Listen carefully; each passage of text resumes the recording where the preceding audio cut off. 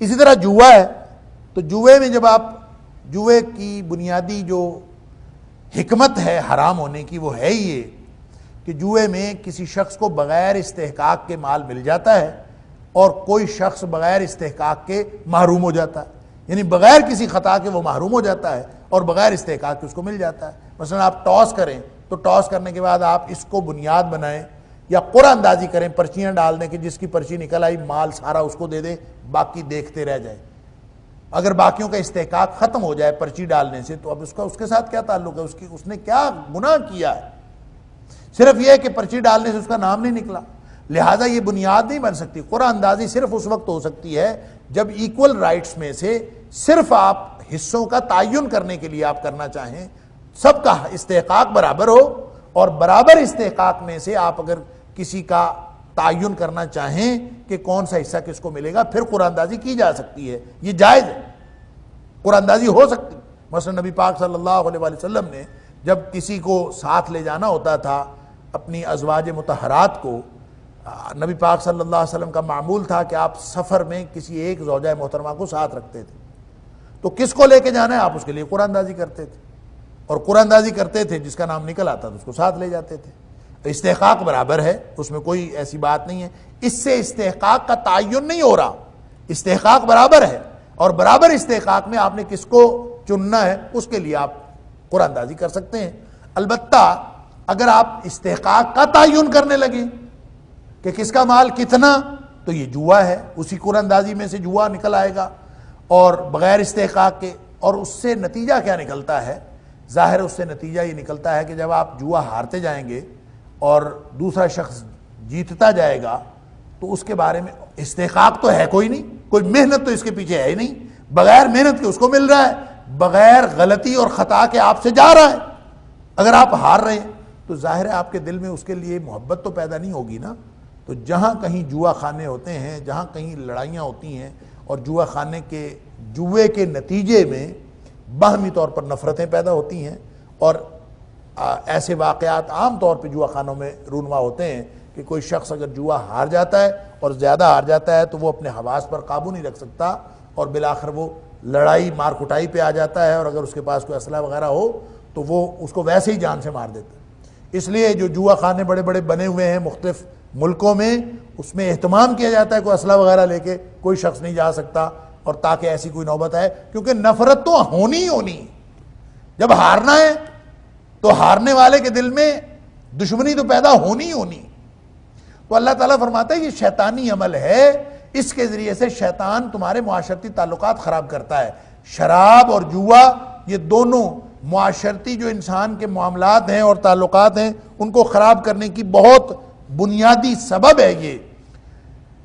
وَيَصُدَّكُمْ عَنْ ذِكْرِ اللَّهِ وَعَنِ الصَّلَاةِ، ایک تو باہمی اور معاشرتی معاملات خراب کرتا ہے شراب اور جوے کے ذریعے سے، اور ایک اور بات یہ کہ یہ حقوق اللہ میں بھی انسان کو یہ جوے میں محو ہو کے انسان نماز کب پڑھے گا، شراب پیے گا تو نماز کب پڑھے گا، اللہ کو یاد کب کرے گا؟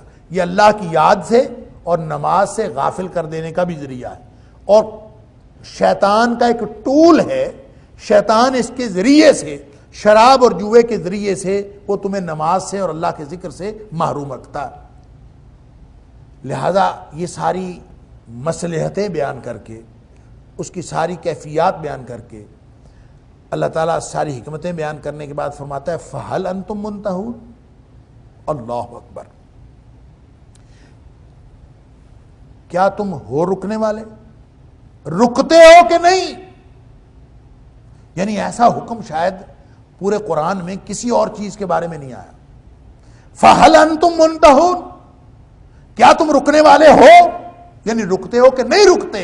اللہ اکبر، یعنی آیت نمبر 219 سورہ بقرہ میں بھی بتا دیا کہ یہ نقصان والی چیز ہے، اس میں فائدہ بھی ہے، گناہ زیادہ ہے، لہذا نہ کریں۔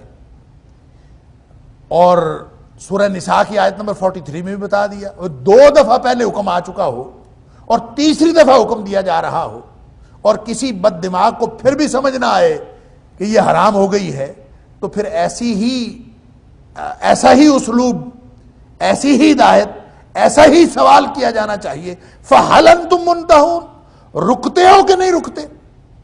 یہ اللہ تعالیٰ نے ڈائریکٹ سوال کیا ہے، اور یہ قیامت تک کے لیے ہر اس شخص کو یہ سوال ہے جو قرآن پاک کے اندر وہ نقطے نکالتا ہے اور قرآن پاک کے احکام کے اندر جھگڑا کرتا ہے کہ اس کا فلاں مطلب ہے، اسلام اس کا فلاں مطلب ہے. اور وہ بات میں محکمات و متشابہات کے حوالے سے آپ کو بتا چکا ہوں کہ ابو داؤد شریف کی حدیث ہے کہ نبی پاک صلی اللہ علیہ وسلم نے فرمایا المیراء فی کتاب اللہ کفر، جو شخص اللہ کی کتاب میں جھگڑا کرتا ہے نا وہ تو کفر کا مرتکب ہوتا ہے. تو یہ جھگڑا اور اس پہ اپنی دانشوری جگانا کہ جناب یہ منع نہیں ہے، یہ حرام نہیں ہے، تو اللہ تعالیٰ فرما رہا ہے رکتے ہو کہ نہیں رکتے؟ تو صحابہ کرام کا اس کے جواب میں طرز عمل کیا تھا؟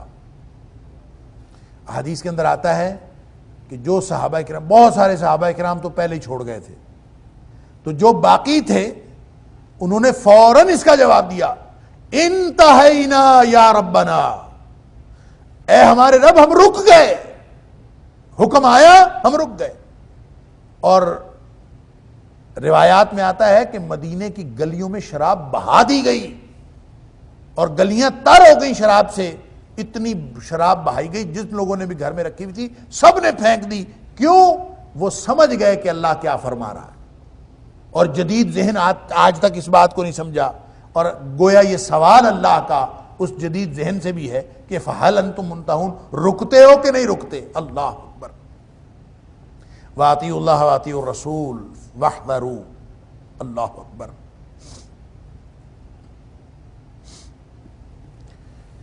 اور اللہ اور اس کے رسول صلی اللہ علیہ وسلم کی اطاعت کرو، اللہ کی اطاعت کرو اور اللہ کے رسول صلی اللہ علیہ وسلم کی اطاعت کرو. وَاحْذَرُوا، اور اس بارے میں ڈرو اس بات سے کہ کہیں اللہ اور اس کے رسول صلی اللہ علیہ وسلم کی اطاعت کی مخالفت نہ ہو جائے، اللہ اور اس کے رسول صلی اللہ علیہ وسلم کے حکم کی مخالفت نہ ہو جائے. دیکھیں دو چیزیں ہیں، ایک ہوتی ہے اطاعت، ایک ہوتی ہے اتباع. اطاعت تعمیل حکم کا نام ہے، اتباع نقش قدم پر چلنے کا نام. یہاں اللہ نے حکم فرمایا وَأَطِيعُوا اللَّهَ وَأَطِيعُوا الرَّسُولَ، کہ اللہ کی بھی اطاعت کرو، اللہ کے رسول صلی اللہ علیہ وسلم کی اطاعت کرو. کیا مطلب؟ ان کے حکم کی تعمیل کرو، جو اللہ نے حکم دے دیا وہ بھی، اور جو اللہ کے رسول صلی اللہ علیہ وسلم نے حکم دے دیا وہ بھی. اور یہ بات ہم سورہ نساء میں پڑھ آئے ہیں کہ وَأُولِي الْأَمْرِ مِنْكُمْ جب کہا گیا نا، اس کے ساتھ اطیعوا اللہ وَأَطِیعُوا الرَّسُولَ وَأُولِي الْأَمْرِ مِنْكُمْ، جب یہ بتایا گیا کہ اور اپنے اندر جو صاحب امور ہیں، مختلف امور کے ذمہ دار ہیں، ان کی بھی اطاعت کرو، تو ان کے ساتھ اطیعوا کا لفظ نہیں لگایا گیا. اطیعوا اللہ وَأَطِیعُوا الرَّسُولَ اور وَأَطِیعُوا أُولِي الْأَمْرِ نہیں کہا، وَأُولِي الْأَمْرِ مِنْكُمْ.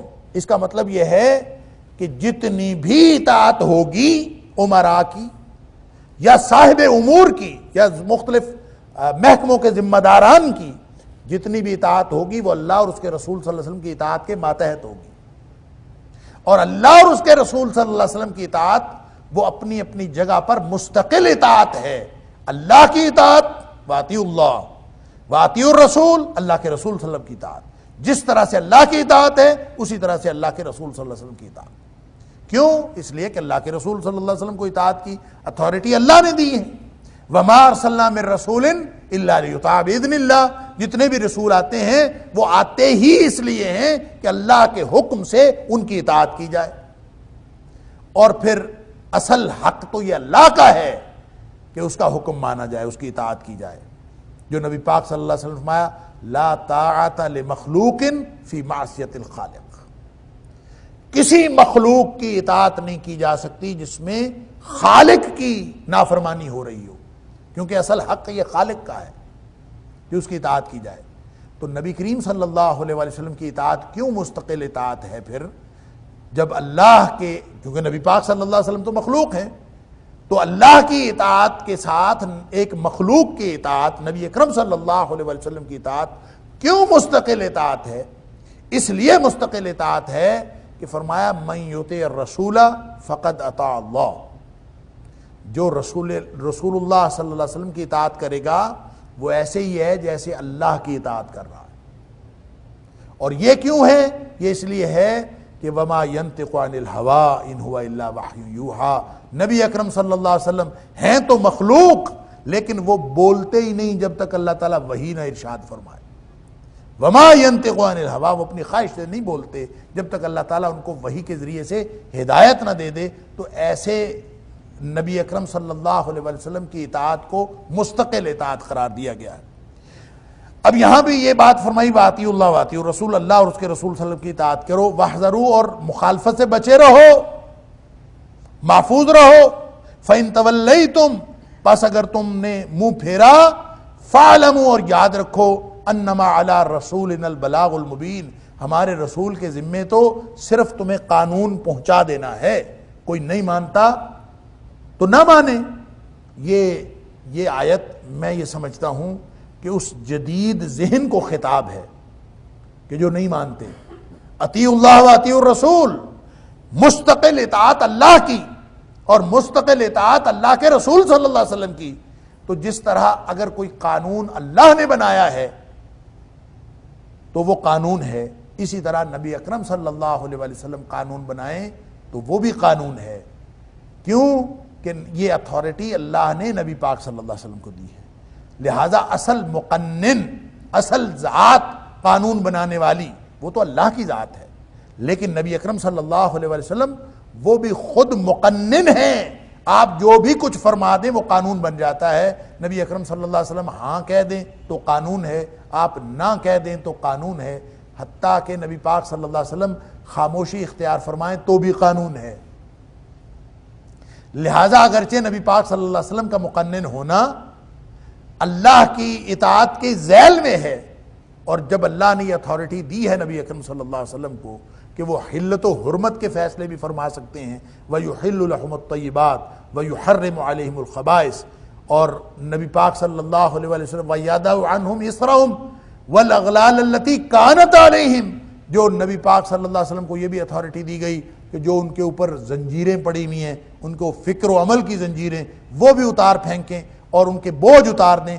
نبی کریم صلی اللہ علیہ وسلم بطور لبریٹر کے، بطور حریت، رسول حریت کے، کہ لوگوں کو آزادی دلانے والے، لوگوں کی زنجیریں توڑنے والے، لوگوں کو حلال و حرام کے احکام دینے والے، لوگوں کی تربیت کرنے والے، نبی پاک صلی اللہ علیہ وسلم کو یہ اتھارٹی اللہ نے دی۔ لہٰذا نبی کریم صلی اللہ علیہ وسلم نے اگر شراب کی سزا مقرر کی ہے تو وہ بھی اسی طرح قانون ہے جس طرح اللہ کا قانون ہے۔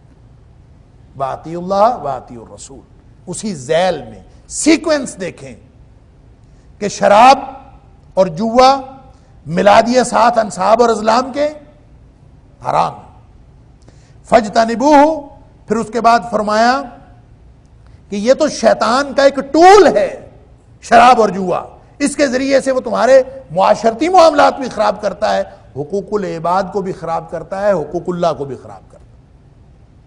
پھر فرمایا کہ رکتے ہو کہ نہیں رکتے، پھر فرمایا کہ وَأَطِیعُوا اللَّهَ وَأَطِیعُوا الرَّسُولَ۔ تو یہ سیکوینس بتا رہا ہے گویا اللہ کے قرآن کی جو حکمت بالغہ ہے، جو قیامت تک کے لیے رہنمائی ہے، یہ قرآن قیامت تک کے لیے زندہ معجزہ، زندہ رہنمائی کی کتاب ہے۔ یہ ان جدید اذہان و قلوب کو جن کی سمجھ میں آج تک نہیں آیا قرآن کا یہ حکم، اور جو فرق کرتے ہیں اللہ اور اس کے رسول صلی اللہ علیہ وسلم کے درمیان، اور وہ سمجھتے ہیں اللہ کے قرآن میں جو بات آ گئی وہ تسلیم کرنی ہے، اور جو اللہ کے رسول صلی اللہ علیہ وسلم نے بتائی وہ تسلیم نہیں کرنی، جن لوگوں نے یہ فرق کیا ہوا ہے، یہ ان کے لیے یہ آیت نازل ہوئی ہے۔ وَأَطِیعُوا اللَّهَ وَأَطِیعُوا الرَّسُولَ، اللہ کی اطاعت بھی ایک مستقل اطاعت ہے، اور اللہ کے رسول صلی اللہ علیہ وسلم کی اطاعت بھی ایک مستقل اطاعت ہے۔ وَاحْذَرُوا، لہذا بچے رہو مخالفت سے، مخالفت نہ کرو۔ اب یہ بات جو ہے کہ اللہ کے رسول صلی اللہ علیہ وسلم کی اطاعت مستقل اطاعت ہے، اللہ کی اطاعت مستقل اطاعت ہے، یہ قرآن کا سیکوینس تو یہی ہے۔ اور ہم جب بات کرتے ہیں تو حجت اول قرآن ہے، اور حجت ثانیہ وہ نبی پاک صلی اللہ علیہ وسلم کا فرمان ہے، آپ کی حدیث جس کو ہم کہتے ہیں، یہ سنت کہتے ہیں۔ لوگوں نے حدیث اور سنت میں بھی فرق کرنے کی کوشش کی ہے۔ اب بات یہ ہے کہ سنت ہو یا حدیث ہو، نبی کریم صلی اللہ علیہ وسلم کا کہا ہوا، آپ کا عمل کیا ہوا، یا آپ کا برقرار رکھا ہوا کوئی عمل ہو جو آپ کے سامنے ہوا ہو، یہ تینوں چیزیں حدیث کہلاتی ہیں، حدیث قولی، حدیث فعلی اور حدیث تقریری۔ ما صادر عن النبی من قول او فعل او تقریر، جو بھی نبی پاک صلی اللہ علیہ وسلم سے صادر ہو، چاہے وہ قولی اعتبار سے ہو، چاہے وہ عملی اعتبار سے ہو، اور چاہے وہ کسی چیز کو برقرار رکھنے کے اعتبار سے ہو، وہ قانون بن جاتا ہے۔ اب وہ حدیث ہوتی ہے۔ بات میں یہ کر رہا تھا کہ یہ بات سمجھنی چاہیے کہ سیکوینس میں ایسے ہی ہے، اللہ کی بات پہلے ہے، نبی کریم صلی اللہ علیہ وسلم کی بات بعد میں۔ لیکن یہ اللہ کی ساری باتیں ہمیں معلوم کہاں سے ہوئی ہیں؟ اللہ کا قرآن کہاں سے معلوم ہوا ہے؟ نبی کریم صلی اللہ علیہ وسلم نے بتایا ہے تو قرآن بتایا، آپ نے بتایا ہے تو ہمیں معلوم ہوا ہے۔ اللہ کا تعارف نبی کریم صلی اللہ علیہ وسلم نے کروایا ہے تو ہمیں تعارف ہوا ہے۔ تو جتنی باتیں، حتیٰ کہ قرآن ہے، یہ بھی نبی کریم صلی اللہ علیہ وسلم نے بتایا ہے تو قرآن ہمیں پتہ چلا کہ قرآن ہے، وگرنہ یہ نازل جو ہوا تھا یہ کوئی کتاب بن کے ہمارے سامنے تو نہیں آیا۔ یہ نازل جب ہوا ہے قرآن واطیع اللہ، یہ پہلے ہے، لیکن یہ آئی کہاں سے ہے؟ نازل ہوا نبی پاک صلی اللہ علیہ وسلم کے دل پر، آپ کے قلب اطہر پر، نازل بہ الروح الامین علی قلبک لتکون من المنذرین۔ اے حبیب صلی اللہ علیہ وسلم، یہ آپ کے دل پر نازل ہوا ہے۔ اور جو دل کی بات ہے وہ لوگوں کو کیسے پتہ چلتی ہے؟ دل کی بات لوگوں کو پتہ چلتی ہے جب آدمی بول لے یا کر کے دکھائے تو ہی پتہ چلتی ہے۔ تو جو نبی پاک صلی اللہ علیہ وسلم بول لیں وہ بھی حدیث ہے، آپ جو کر کے دکھائیں وہ بھی حدیث ہے۔ تو حجت اول قرآن ہوا کہ حجت اول حدیث ہوئی؟ حدیث سے قرآن ثابت ہو رہا ہے یا قرآن سے حدیث ثابت ہو رہی؟ اگر نبی کریم صلی اللہ علیہ وسلم کی زبان اقدس سے نکلے ہوئے الفاظ پر اعتبار کر لیا جائے تو نبی پاک صلی اللہ علیہ وسلم کے الفاظ سے ہی قرآن بنا ہے۔ آپ فرماتے تھے کہ یہ قرآن ہے تو یہ قرآن بنتا تھا، آپ فرماتے تھے۔ اب جو پہلی وحی تھی وہ وحی 30ویں پارے میں ہے، وہ وحی پہلی ہے، کس نے بتایا؟ نبی اکرم صلی اللہ علیہ وسلم۔ اور اس کو 30ویں پارے میں رکھنا کس نے بتایا؟ ہم کہتے ہیں ایک ترتیب نزولی ہے، ایک ترتیب توقیفی ہے۔ نزولی ترتیب اور ہے، ظاہر ہے پہلی آیت جو ہے وہ چلی گئی 30ویں پارے میں، تو وہ نزولی ترتیب تھی۔ یہ جو ترتیب موجود ہے یہ توقیفی ترتیب ہے۔ اس کو توقیفی کیوں کہتے ہیں؟ بعض لوگوں کا خیال یہ ہے کہ یہ وقف سے ہے، کیونکہ ٹھہری ہوئی، اب قرآن اسی پر ٹھہرا ہے اس لیے توقیفی ہے۔ اور صحیح بات یہ ہے کہ یہ موقوف ہے رسول اللہ صلی اللہ علیہ وسلم کی حدیث پر۔ آپ نے فرمایا کہ یہ اس آیت کو فلاں آیت کے ساتھ رکھ دو، تو ہر چیز، اس کی ترتیب بھی آیات سے پتہ چلی، اس کی ترتیب بھی احادیث سے پتہ چلی ہے، آیات کی تعداد بھی احادیث سے پتہ چلی ہے۔ اور یہ جو تھوڑا بہت فرق پڑ جاتا ہے کہ آیات کی تعداد 6235 ہے یا 232 ہے یا 234 ہے، یہ جو فرق پڑتا ہے یہ بھی نبی پاک صلی اللہ علیہ وسلم سے جو روایات منقول ہیں اسی کی وجہ سے فرق ہے، کہ کسی جگہ ایک آیت کو دوسری کے ساتھ ملا کے مرج کیا گیا ہے، یہ روایت بھی موجود ہے، اور کسی جگہ دونوں کو الگ الگ پڑھا گیا ہے، یہ روایت بھی موجود ہے۔ اسی وجہ سے یہ اختلاف ہے کہ قرآن پاک کی آیات میں یہ 234 ہیں کہ 235 ہیں یا 236 ہیں۔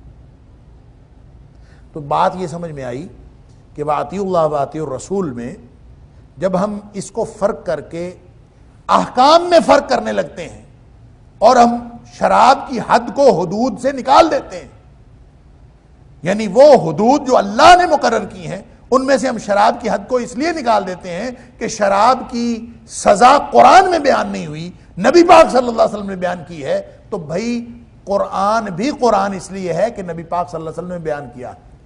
اگر نبی کریم صلی اللہ علیہ وسلم کے بیان کرنے کے بعد قرآن تسلیم کیا جا سکتا ہے تو یہ عجیب دعویٰ ہے کہ قرآن میں بیان کی ہوئی سزا تو ہم تسلیم کر لیں گے اور جو نبی کریم صلی اللہ علیہ وسلم نے بیان کیا وہ ہم تسلیم نہیں کریں گے۔ اگر اس کے اندر ہم فرق کریں گے یہ وہ عجیب و غریب دعویٰ ہے کہ قرآن ہی نہیں بنتا جب تک نبی پاک صلی اللہ علیہ وسلم نہ فرمائے کہ یہ قرآن ہے۔ لہٰذا واطیعوا اللہ واطیعوا الرسول، سیکوینس تو یہی ہے، ترتیب تو یہی ہے کہ اللہ کی اطاعت پہلے ہے، نبی اکرم صلی اللہ علیہ وسلم کی اطاعت بعد میں ہے، لیکن اللہ کی اطاعت کے بارے میں خبر دینے والی ہستی، اللہ کے بارے میں، اللہ کا تعارف کروانے کے بارے میں اور اللہ تعالیٰ کے قرآن کے بارے میں پورا علم دینے والی ہستی وہ تو نبی اکرم صلی اللہ علیہ وسلم ہے۔ اور اللہ نے خود فرما دیا وَمَن يُطِعِ الرَّسُولَ، اسی رسول کی اطاعت کر لو، فقد اطاع اللہ، اور میرا اللہ کا عرش پر حق اطاعت ادا ہو جائے گا، تم بس نبی اکرم صلی اللہ علیہ وسلم کی اطاعت کر لو۔ لہٰذا نبی اکرم صلی اللہ علیہ وسلم کی اطاعت، آپ کی بات ماننا، آپ کی بات مانی جائے گی تو جو اولین اطاعت ہے اس کا حق ادا ہوگا۔ سیکوینس یہی ہے، واطیعوا اللہ واطیعوا الرسول۔ اور یہ خاص طور پہ شراب کے ضمن میں یہ وہ ان سارے شبہات کا ازالہ کر دیتا ہے، ان سارے مغالطوں کی نفی کر دیتا ہے جو سارے مغالطے آج تک پھیلائے گئے ہیں۔ آپ ذرا ان تینوں آیات کو اکٹھے ملا کے پڑھیں، کیا مغالطہ باقی رہتا ہے؟ اللہ کے رسول صلی اللہ علیہ وسلم نے اگر شراب کی سزا مقرر کی ہے تو قرآن خود تو کہہ رہا ہے، اور شراب کی سزا کے سیکوینس میں کہہ رہا ہے کہ اللہ کا رسول صلی اللہ علیہ وسلم جو کچھ تمہیں دے دے وہ لے لو، واطیعوا اللہ واطیعوا الرسول واحذروا، مخالفت سے بچ جاؤ۔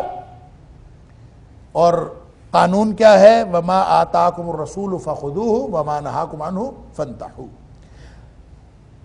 لیس علی الذین آمنوا وعملوا الصالحات جناح فیما طعموا اذا ما اتقوا وآمنوا وعملوا الصالحات ثم اتقوا وآمنوا ثم اتقوا واحسنوا واللہ یحب المحسنین۔ نہیں ہے ان کے اوپر کوئی گناہ، لیس علی الذین آمنوا، جو مومن ہیں، وعملوا الصالحات، اور انہوں نے اعمال اچھے کیے ہیں، جناح، ان کے اوپر کوئی گناہ نہیں ہے، فیما طعموا، جو وہ کھا پی چکے ہیں، اذا، جب، متقوا وآمنوا، جب وہ تقوی والے ہوئے، انہوں نے زندگی کا ترجیحی نقطہ یہ بنا لیا، اپنی زندگی اس ترجیحی نقطے پر مرکوز کر لی کہ میں نے اللہ کی ناراضگی سے بچنا ہے اور اللہ کی رضامندی حاصل کرنی ہے، یہ معنی ہے تقوی کا۔ وآمنوا، اور یقین کر لیا اللہ اور اس کے رسول صلی اللہ علیہ وسلم کی ساری باتوں پر۔ وعملوا الصالحات، اور اپنے اعمال جو ہیں وہ نیک رکھے، کردار درست بنایا اس کے مطابق عملی طور پر۔ ثم اتقوا وآمنوا، اس کے بعد پھر انہوں نے تقوی کی روش اختیار کی، یعنی اللہ سے ناراضگی سے بچنے کو اور اللہ کی رضامندی حاصل کرنے کو اپنی زندگی کی ترجیح بنائے رکھا۔ وآمنوا، اور ایمان پر قائم رہے۔ ثم اتقوا واحسنوا، اور پھر انہوں نے اپنی زندگی کی ترجیح یہی بنائی کہ اللہ سے ڈرنا ہے، اللہ کی ناراضگی سے بچنا ہے اور اللہ کی رضامندی حاصل کرنی ہے۔ واحسنوا، اور وہ محسن بن گئے اور انہوں نے ہر کام اچھا کیا، احسان کیا۔ اور احسان کیا ہے میں پہلے بھی بتا چکا ہوں، اس کا مطلب یہ ہوتا ہے کہ کسی نیکی پر مطمئن نہ ہونا، بلکہ آگے سے آگے بڑھتے رہنا، بہتر سے بہتر کرتے رہنا۔ فرمایا ایسے لوگ اگر ہیں تو ان کے اوپر کوئی گناہ نہیں، اصل واللہ یحب المحسنین، اور اللہ احسان کرنے والوں کو اور ہر دم نیکی میں آگے بڑھتے رہنے کی کوشش کرنے والوں کو اللہ بہت پسند کرتا ہے۔ ایسے محسن تو اللہ کو بہت پسند ہے۔ دیکھیں بات یہ ہے کہ سوال یہ تھا، جس طرح جب قبلہ تبدیل ہوا، تحویل قبلہ کے موقع پر بتایا گیا کہ تمہارا قبلہ جو ہے وہ کعبۃ اللہ ہوگا، تو لوگوں کے دل میں یہ خیال ہوا کہ ہم تو جو نمازیں اب تک ہم بیت المقدس کی طرف منہ کر کے پڑھتے رہے ہیں وہ کدھر گئیں، ان کا کیا بنے گا؟ یا جو لوگ بیت المقدس کی طرف نمازیں پڑھتے پڑھتے فوت ہو گئے اور ان کو موقع ہی نہیں ملا کعبۃ اللہ کی طرف منہ کر کے نماز پڑھنے کو، ان کا کیا بنے گا؟ اللہ اکبر۔ تو ان کے لیے کہہ دیا گیا وہاں پہ کہ اللہ تعالیٰ تمہارے اعمال ضائع نہیں کرے گا، تمہارے ایمان کو ضائع نہیں کر رہے، اور اللہ ایسا نہیں ہے کہ وہ تمہارے اعمال کو یا ایمان کو ضائع کر دے، یعنی جو اعمال پہلے کر لیے ہیں حکم آنے سے پہلے وہ اسی طرح قبول ہو جائیں گے۔ اسی طرح صحابہ کرام کے ذہن میں یہ بات آئی کہ اب تک ہم شراب، جن لوگوں نے شراب پی ہے اور شراب پیتے ہوئے زندگی گزاری ہے، اب یہ حکم آ گیا ہے کہ یہ حرام ہے۔ اب دیکھیں یہ آیت اور یہ صحابہ کی تشویش یہ بھی یہ بتاتی ہے کہ ان آیات سے صحابہ کرام نے اس کی حرمت کا حکم لیا تھا، وگرنہ تشویش کیا تھی؟ اگر محض کسی حلال چیز کے اجتناب کی بات ہوتی تو پھر یہ تشویش کی کیا ضرورت تھی؟